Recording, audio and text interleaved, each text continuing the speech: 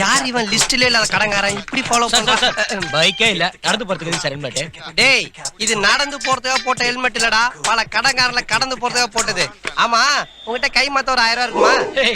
நீங்க இப்படி கேப்பீங்க தெரிஞ்சதா ஹெல்மெட்டோட சுத்திட்டு இப்பதான்டா தெரியுது நாட்டுல ஏன் நிறைய ஹெல்மெட் சேல்ஸ் ஆகுதுன்னு. பாஸ் கடப்பார ஹெல்மெட்டை கைட்டிட்டான். ஓவர்.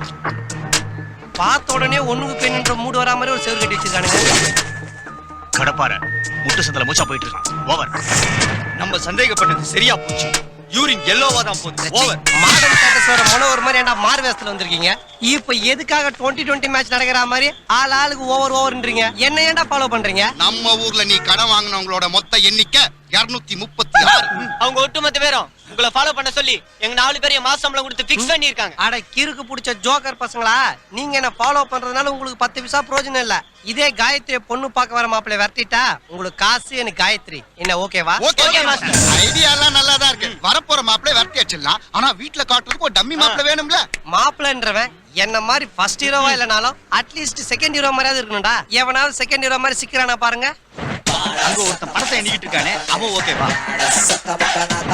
அவன் பேர் ஈட்டி. பணத்துக்காக என்ன வேணாலும் செய்வான். கிடைச்சிட்டான்டா செகண்ட் ஹீரோ.